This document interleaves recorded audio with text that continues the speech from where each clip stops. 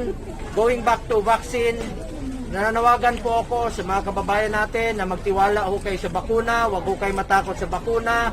Sa mga senior citizens po, magpapakuna na kayo.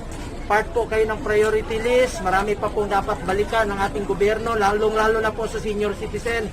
Dapat po ay protektado ang ating mga senior citizen dahil nasa fatality rate po na senior citizen po ang parating natatamaan. Dapat po protektado kayo. At nananawagan ako sa LGUs na suyurin po ang lahat ng mga senior citizen.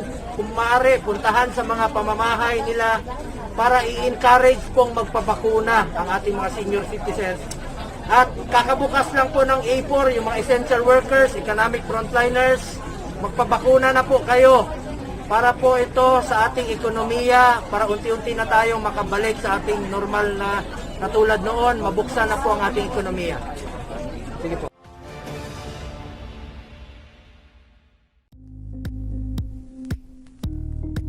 Thank you for watching Politico TV. Please like and subscribe to our channel for more videos.